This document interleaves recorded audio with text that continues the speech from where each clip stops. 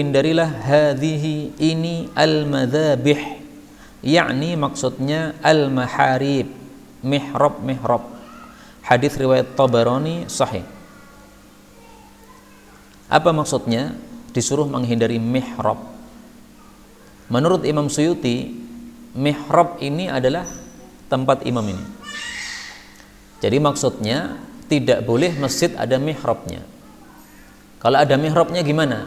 Ya dipugar, dirombak. Dan imam tidak boleh sholat berada di mihrab. Imam mundur kalau ada mihrab, karena disuruh oleh Nabi, ittaqu, hindarilah. Tapi tafsiran dari Imam Suyuti ini dibantah oleh banyak para ulama. Mereka mengatakan mihrab dengan makna tempat imam yang lobang begini ini adalah istilah baru, yang bukan istilah yang dipakai di masa Rasulullah sallallahu alaihi wasallam. Sehingga tidak bisa kita menafsirkan hadis Nabi dengan istilah yang kita pahami sekarang. Itu sama dengan kita menafsirkan ayat Quran dengan istilah yang kita pahami sekarang. Jadi rusak artinya. Misalnya pada surah Yusuf ayat 19, waja'at sayyaratun, dan datanglah sayyarah. Sayyarah artinya apa? Mobil. Oh, berarti sudah ada mobil di masa Nabi Yusuf. Dalilnya apa ini? Surat Yusuf ayat 19. Nah, itu berarti salah dalam menafsirkan. Kenapa? Kamu tafsirkan kata-kata sayyarah dengan istilah yang beredar sekarang. Di masa Nabi Yusuf, orang tidak ada yang menyebut sayyarah dengan maksud mobil, nggak ada. Belum ada mobil. Jadi sayyarah itu maksudnya musafir. Kenapa musafir disebut sayyarah? Karena dia sair, karena dia berjalan seperti mobil berjalan. Nah, maka di sini yang benar, waja'at sayyarah, berdatanglah para musafir. Nah, sekarang makna yang kedua, apa madzabih atau maharib? Madzabih itu maksudnya adalah sudurul majalis, majelis-majelis yang depan. Kita tidak boleh untuk menyenangi majelis-majelis yang depan dalam rangka untuk menampakkan kelebihan kita. Jadi meskipun kita datang terlambat, maunya duduk di depan. Yang sudah berada di depan suruh di belakang, kamu mundur sana, kamu nggak punya pangkat. Nah, itu maksudnya nggak boleh begitu. Jadi maksud hadis ini adalah kita disuruh tawadhu. Tawadhunya gimana? Datang ke majelis, duduk di tempat yang kita sampai padanya. Kita telat, ya duduknya di belakang. Meskipun kita punya pangkat di dalam masyarakat, mungkin sebagai Pak RT atau Pak RW atau sebagai ustadz, tetap saja harus apa? Tawadhu. Nah, itu maksud hadis ini, dan itulah maksud yang benar, karena ulama-ulama zaman dulu yang pakar-pakar hadis, mereka semuanya menafsirkan madzabih itu adalah mihrab, yaitu tempat-tempat yang di depan majelis. 102. Atimmu, sempurnakanlah ar-ruku'a, ruku' was sujud, dan sujud. Fawalladzi nafsi biyadihi, demi zat yang jiwaku di tangannya, yaitu demi Allah. Inni, sesungguhnya aku, la arakum, sungguh aku bisa melihat kalian, min wara'i dhahri, dari belakang punggungku. Idza raka'tum, apabila kalian ruku', wa idza sajadtum, dan apabila kalian sujud. Hadis ini qaf muttafaqun alaih. Hadis ini menunjukkan perintah untuk menyempurnakan ruku' dan sujud.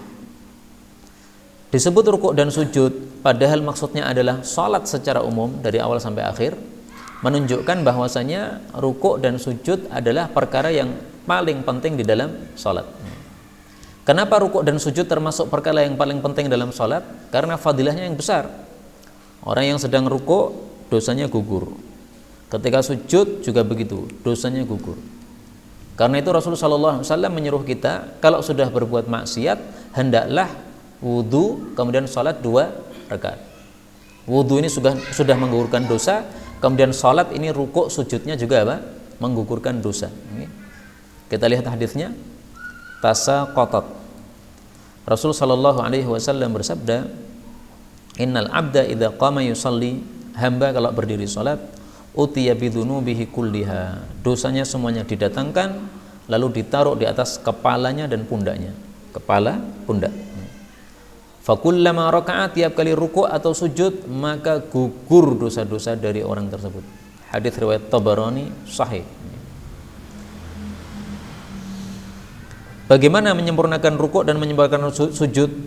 Ruku' kepalanya lurus dengan punggung. Jadi kepala jangan dangak begini. Sebagian orang kan rukuknya kepalanya dangak. Katanya melihat ke arah tempat sujud katanya. Nah, itu tidak benar kayak begitu. Posisi kepala itu sejajar dengan pundak, punggung. Nah, sehingga matanya melihat ke bawah.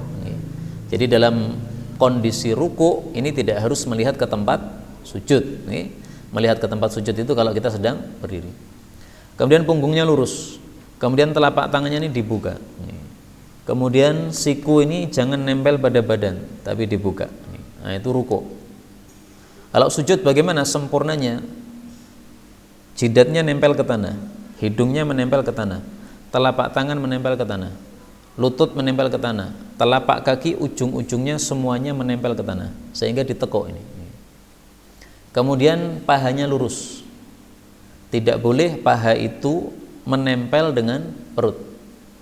Kemudian hasta jangan menempel pada tanah, tapi diangkat. Kemudian kalau sedang salat sendiri, tidak salat jamaah, maka ini dibuka. Nah, itu sujud yang sempurna, seperti itu. Rasulullah mengatakan, saya melihat kalian dari belakang punggungku. Ini diperselisihkan oleh para ulama. Apakah Nabi bisa melihat orang yang di belakang setiap saat atau hanya pada waktu sholat? Pendapat pertama mengatakan ini hanya pada waktu sholat, karena di sini disebutkan idza raka'tum wa idza sajadtum. Kalau kalian rukuk dan sujud yaitu ketika sholat. Berarti hanya ketika sholat. Pendapat kedua mengatakan ini beliau sebutkan begini karena beliau lagi bicara masalah sholat. Tetapi ini khususiyah Nabi. Nabi bisa melihat orang yang ada di belakang beliau. Nah, dua pendapat ini mana yang lebih kuat? Insya Allah lebih kuat pendapat yang pertama. Karena Rasulullah SAW pernah pada malam hari berjalan, kemudian di belakangnya ada seseorang yang berjalan juga. Maka Rasulullah bertanya, ini siapa? Maka dia menjawab, saya Abu Dzar. Nah, ketika Nabi bertanya menunjukkan bahwa Nabi tidak melihat. Kalau Nabi melihat tidak perlu bertanya. Wallahu a'lam bissawab. 103. Atimmu sempurnakanlah as-saffal muqaddam, saf yang depan, thumma alladhi yali, kemudian yang setelahnya, yang berikutnya.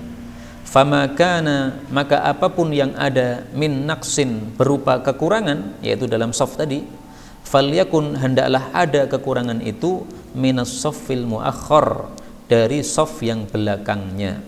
Hadis riwayat Ahmad dan lain-lain sahih. Hadis ini menunjukkan bahwa saf yang depan harus dipenuhi dulu. Tidak boleh membuat saf baru kecuali saf depan sudah penuh. Dari sini kita ambil pelajaran juga salahnya sikap sebagian saudara-saudara kita yang mengatur sholat jenazah dibikin dengan sengaja untuk jumlahnya witir. Ditanya, ibu-ibu safnya berapa? 5. Bapak-bapak berapa? 5 tambah 5 10. Nah, bapak-bapak dipecah lagi jadi 6 saf supaya 11 saf. Ini tidak ada dalilnya sama sekali, bahkan itu melanggar hadis ini. Karena kalau bapak-bapak yang asalnya safnya 5 saf dijadikan 6 saf, berarti saf yang kelima ini belum sempurna, ya kan?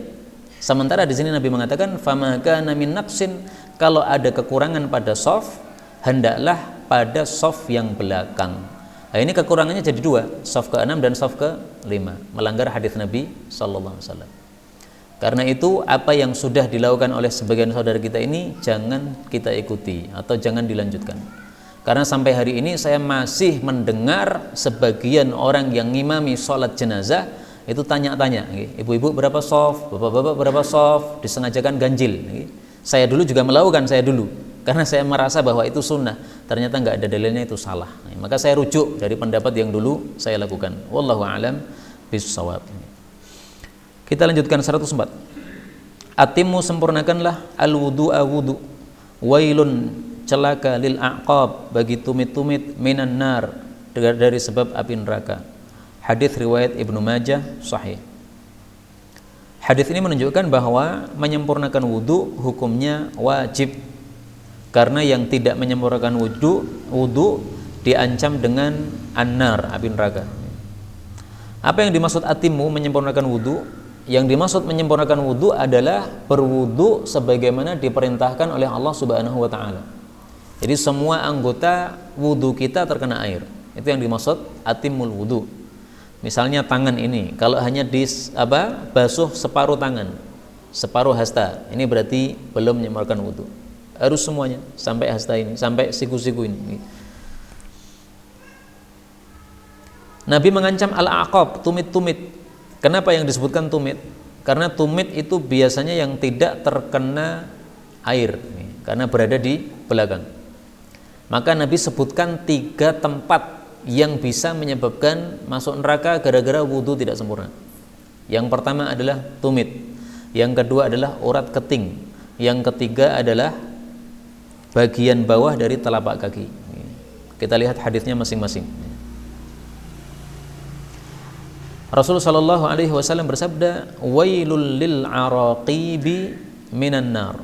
Celaka bagi urat-urat keting karena masuk neraka, yaitu ketika tidak terkena air wudhu. Ini hadis muttafaqun alaih. Urat keting tahu nggih? Tumit atasnya itu ada napa?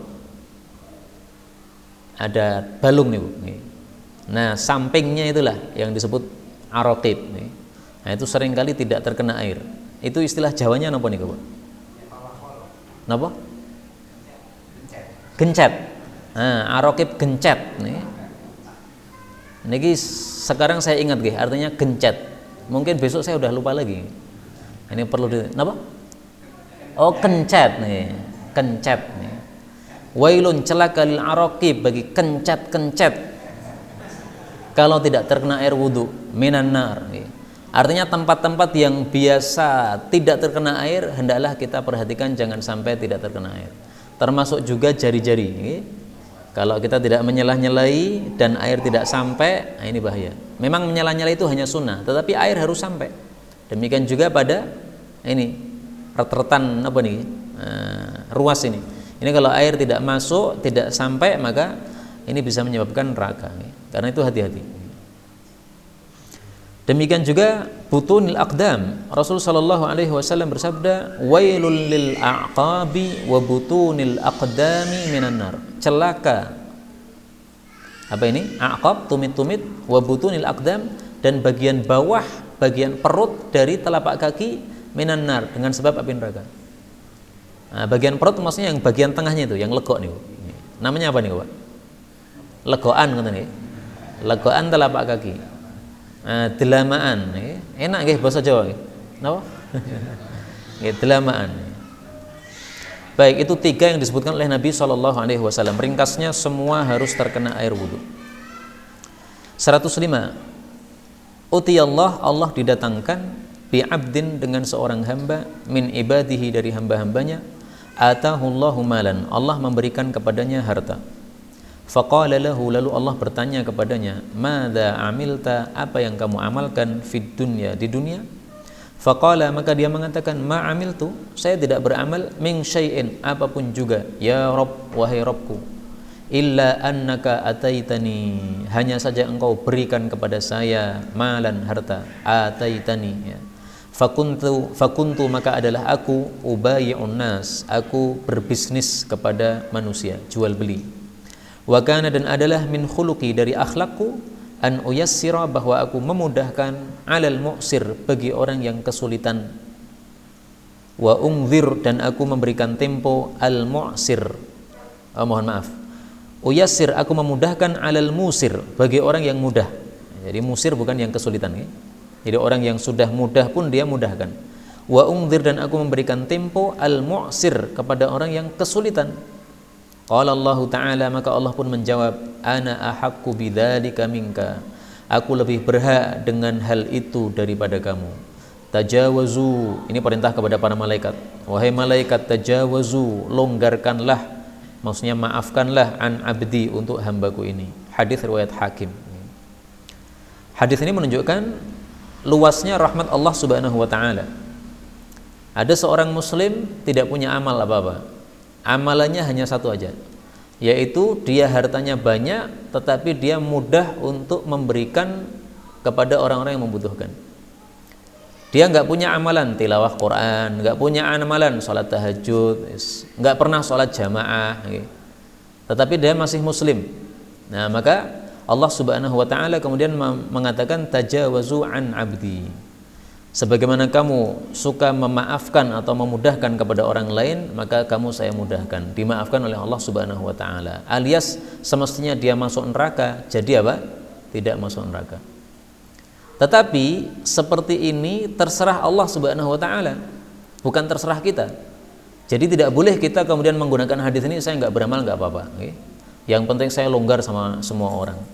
Ya kalau Allah kemudian tidak memaafkan kita, kita pasti masuk ke dalam neraka. Tapi maksud hadis ini adalah rahmat Allah yang sangat luas, maka dengan sebab rahmat yang luas ini terserah Allah. Kadang-kadang ini ada hamba yang mestinya masuk neraka, tidak jadi masuk neraka. Kenapa? Dimaafkan oleh Allah Subhanahu wa taala. Dan ini berlaku untuk semua hamba yang masih muslim, termasuk ahli bid'ah. Ahli bid'ah itu mestinya masuk neraka. Syiah, Khawarij, Mu'tazilah, semua ahli bid'ah mestinya masuk neraka. Masuk neraka bukan karena maksiat, tapi karena apa? Bid'ahnya. Tapi Allah berhak untuk memaafkan. Sehingga misalnya Allah mengatakan kamu sebenarnya ahli bid'ah, orang Syiah, mestinya masuk neraka. Tapi kamu ahli tahajud, kamu ahli sedekah, ahli tilawah, semua kebaikan kamu saya terima, maka bid'ahmu saya maafkan. Bisa saja.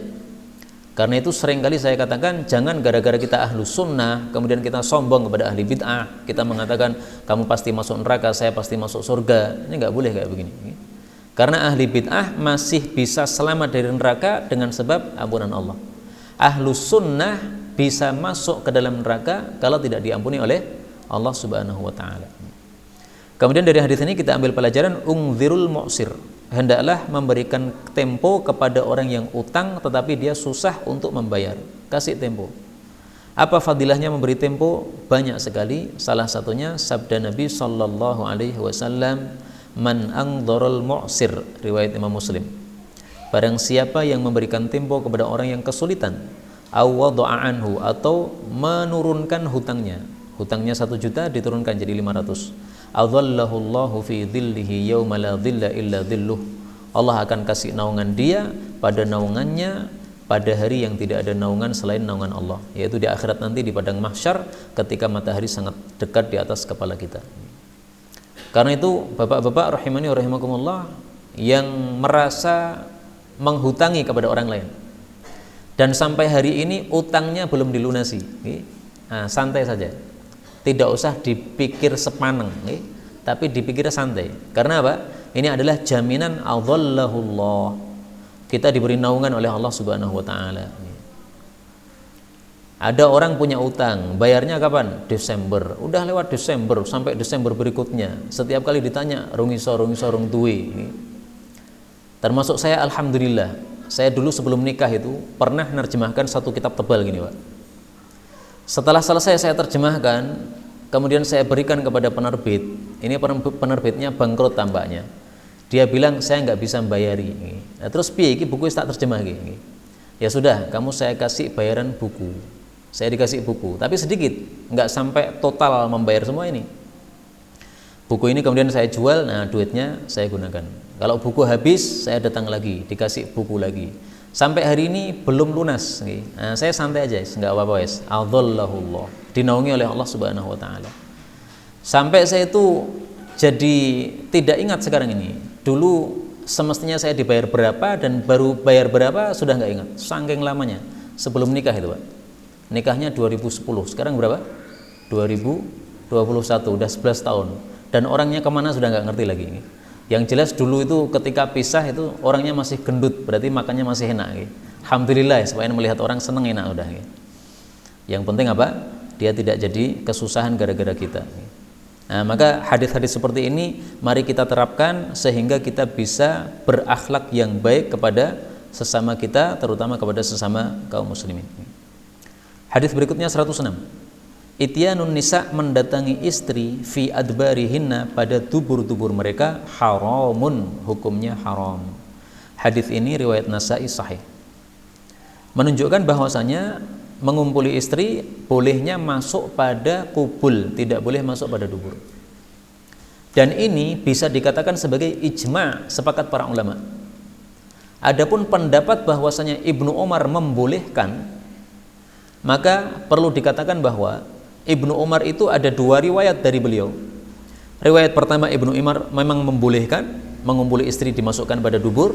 Riwayat kedua Ibnu Umar berpendapat seperti sahabat Nabi yang lain, tidak boleh. Nah, kalau dua riwayat ini yang benar adalah pendapat riwayat yang kedua bahwa Ibnu Umar itu mengharamkan mendatangi pada dubur, berarti riwayat pertama nggak usah dipakai. Anggaplah riwayat pertama yang sahih, yaitu Ibnu Umar betul-betul membolehkan hubungan pada dubur, maka kita katakan bahwa itu kesalahan Ibnu Umar. Ibnu Umar manusia bisa salah. Nah, kita itu diuji oleh Allah. Kamu lebih taat siapa? Taat Nabi yang mengatakan haram atau taat Ibnu Umar? Karena itu kalimat Ibnu Abbas perlu saya tampilkan di sini. Kalimat Ibnu Abbas sangat bagus sekali di dalam kitab Zadul Ma'ad atau I'lamul Muwaqqi'in.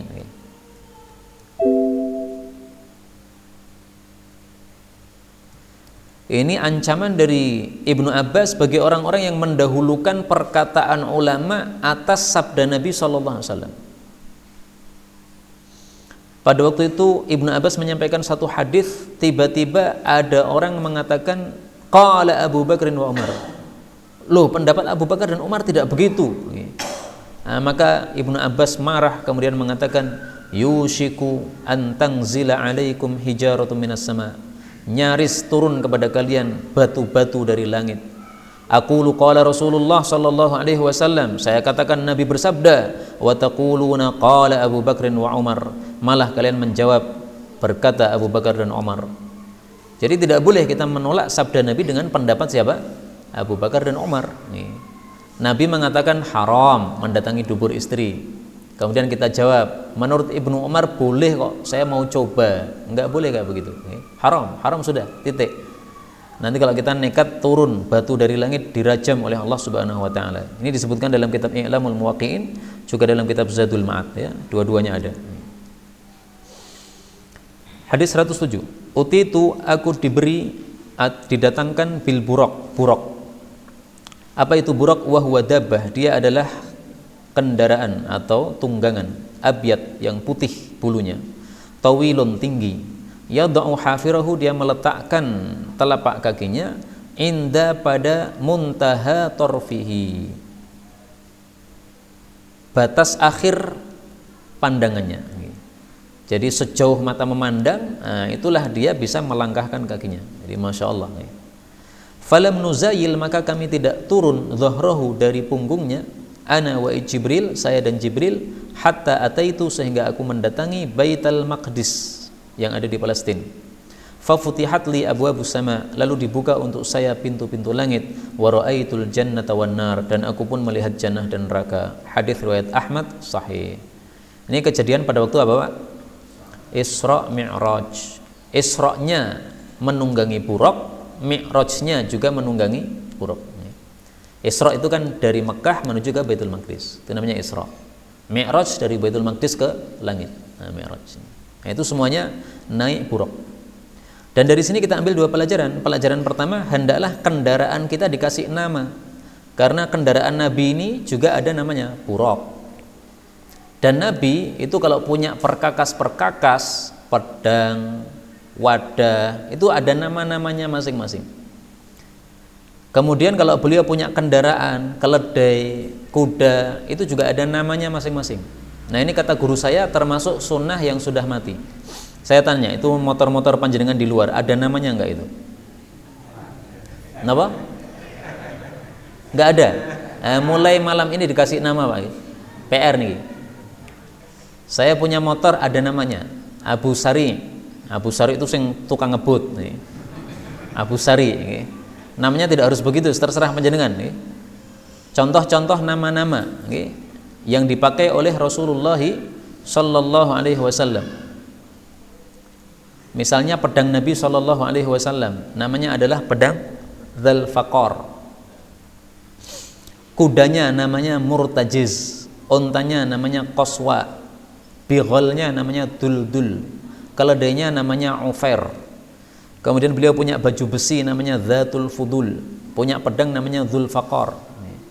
Saya jujur memang ini hadisnya derajatnya dhaif, tetapi maknanya sahih. Karena dalam banyak hadis yang sahih disebutkan bahwa unta Nabi namanya Qaswa dan sebagainya. Karena itu ringkasnya mari kita hidupkan sunnah ini. Punya motor kasih nama, punya mobil kasih nama. Misalnya kasih nama si cantik, nah, nggak apa-apa. Saya mau pergi bersama si cantik, maksudnya apa? Mobilnya. Istrinya nanti bingung, Pak, si cantik sopo nih? Yes, kamu cantik, dan juga mobilnya juga cantik, nggak ada masalah. Pokoknya nama yang baik-baik aja, jangan dikasih nama yang buruk, karena nama yang buruk itu bisa menyebabkan efek buruk terhadap pemilik nama. Husain bin Ali ketika datang ke Karbala, dia tanya, ini kampung namanya apa? Karbala. Maka dia mengatakan, berarti isinya karbun wa bala, susah dan bala. Ternyata betul, dia dibunuh di tempat tersebut, Karbala. Nabi pernah melewati satu gunung. Nabi tanya, ini gunungnya apa namanya ini? Gunung Fajir. Fajir itu tukang berbuat dosa. Maka Nabi nggak jadi, belok beliau. Jangan lewat sini, ini bermasalah ini kalau lewat sini. Nah, maka kalau panjenengan dari Weru mau pindah ke tempat tinggal manapun terserah, tapi saya kasih tahu jangan pindah ke Malang. Nanti panjenengan Malang. Malang Jawa Timur loh, Pak. Nah, jangan ke Malang, pindah yang lain aja.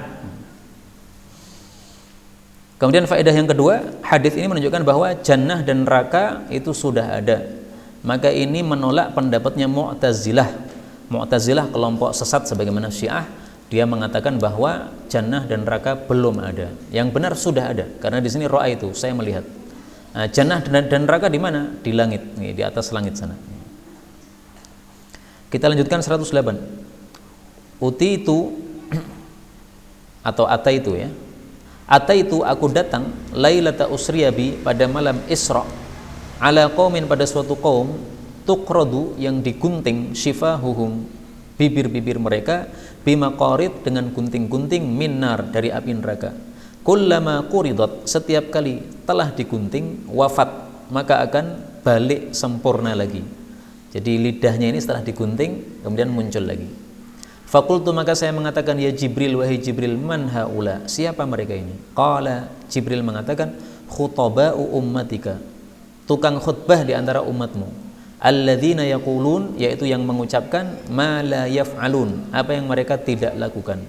Wa yaqra'una kitaballah dan mereka membaca kitabullah Al-Qur'an wa la ya'maluna bihi. Itu salah ya, diganti ya. Wa la ya'maluna bihi dan mereka tidak mengamalkan Al-Qur'an. Hadis riwayat Baihaqi dalam Syu'abul Iman sahih. Hadis ini menunjukkan besarnya dosa orang-orang yang mengatakan sesuatu yang mereka tidak lakukan. Menyuruh kebaikan tetapi melanggar sendiri. Melarang maksiat tetapi malah ahli maksiat. Allah menyebutkan di dalam Al-Quran surat apa? As-Saff. Kabura maqdan indallahi an taqulu ma la taf'alun. Besar murka Allah terhadap orang-orang yang atau karena kalian itu mengucapkan sesuatu yang kalian tidak melakukan. Nah, ini tafsir untuk ayat ini paling bagus dengan hadis ini, yaitu murkanya berupa kuridot, akan digunting lidah-lidahnya orang tersebut. Karena itu tukang ceramah seperti saya ini harus berusaha untuk mengamalkan apa yang disampaikan. Saya sering mengajarkan atau mengajak mari baca Quran setiap hari. Kalau saya tidak mau mengamalkan masuk dalam kategori gini. Saya ngomong tok. Karena itu Hasan Al-Basri ketika dia disuruh untuk menghasung orang memerdekakan budak, dia nggak mau. Ada budak datang kepada Hasan Al-Basri, tolong khutbah Jumat nanti disampaikan fadilah merdekakan budak supaya saya dimerdekakan oleh majikan saya. Hasan Basri tidak segera melakukan. Baru setelah 1 tahun dia naik mimbar khutbah suruh merdekakan budak. Karena khutbah beliau sangat kuat, akhirnya banyak orang memerdekakan budak, termasuk budak yang tadi minta itu dimerdekakan. Nah, maka budaknya itu kemudian mengatakan kepada Hasan Basri, kenapa tidak dulu-dulu kamu ceramah? Saya nunggu 1 tahun ini. Nah, maka Hasan Basri mengatakan, saya tidak mau ceramah tetapi tidak melakukan. Karena itu selama 1 tahun itu saya mengumpulkan duit sampai bisa membeli budak. Setelah saya beli budak, saya merdekakan. Setelah saya merdekakan, baru saya naik mimbar. Nah, karena beliau itu mengatakan apa yang dilakukan, maka ucapannya masuk dalam hati. Masuk dalam hati sehingga orang-orang pada apa? Ikut melakukan. Nah, karena itu tolong kalau saya mengajak untuk membaca Quran setiap hari, semuanya melakukan, karena ini sudah saya lakukan. Tapi kalau saya mengajak setiap hari 1 juz, ya tidak harus dilakukan, karena saya tahu sebagiannya lancar, sebagiannya tidak lancar. Tapi yang lancar hendaklah melakukan. Kalau sudah lancar membaca Quran 1 juz 30 menit, nah maka hendaklah melakukan. Karena 1 juz 30 menit ini tidak berat sama sekali. 24 jam diambil 30 menit. Kenapa kita tidak mau melakukannya? Hadis berikutnya 109. Utitu, aku didatangi lailata usriyabi, pada malam Isra. Fantuliqabi, lalu dibawa pergi terhadap saya ila Zamzam, kepada air Zamzam. Fasyuriha an sadri, lalu dibelah dada saya. Thumma ghusila, kemudian dicuci bima'i Zamzam, dengan air Zamzam. Thumma unziltu, nah itu salah ya. Thumma unziltu, kemudian saya diturunkan, yaitu dari langit. Hadis riwayat Imam Muslim, sahih.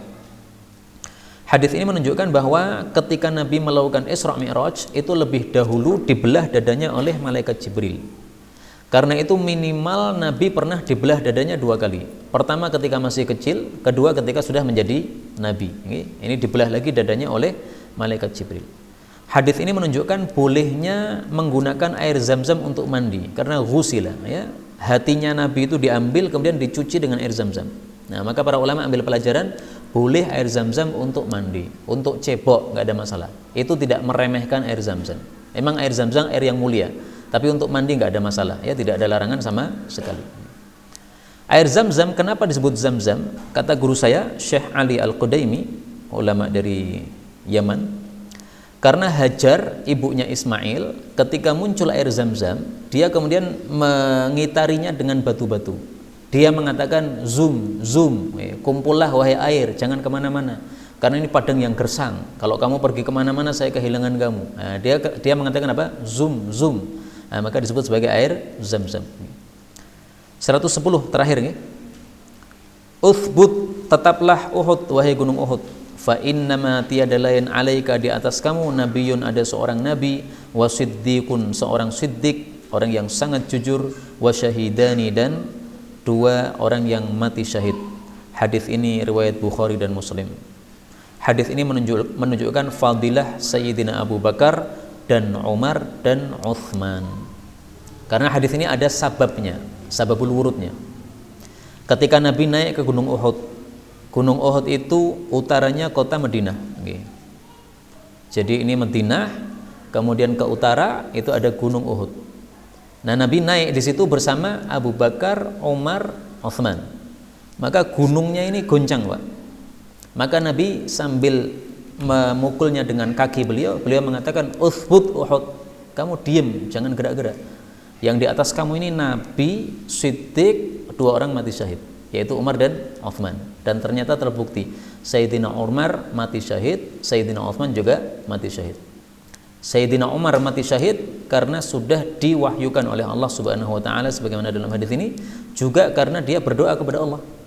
Sayyidina Umar mengatakan, "Ya Allah, berilah saya mati syahid, tetapi mati saya di kotanya nabimu, yaitu kota Madinah." Ini doa yang sungguh aneh sebenarnya. Karena Madinah itu aman, tidak ada perang. Kalau mau mati syahid mestinya apa? Keluar dari Madinah ikut perang.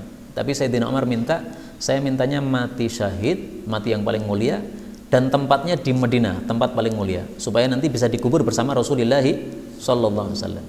Ini maka dikabulkan oleh Allah Subhanahu wa taala. Dia pas mau salat kemudian dibunuh oleh orang, akhirnya mati syahid. Adapun Sayyidina Uthman mati syahid ketika membaca Quran. Karena Sayyidina Uthman itu sehari-hari itu paling sering dilakukan tuh baca Quran. Sehingga matinya dalam kondisi membaca Quran. Nah, karena itu kita hati-hati. Jangan-jangan setiap hari kita bukanya HP, mati ketika apa? Buka HP. Karena itu tolong baca Quran tuh setiap hari. Jangan kolo-kolo, jangan.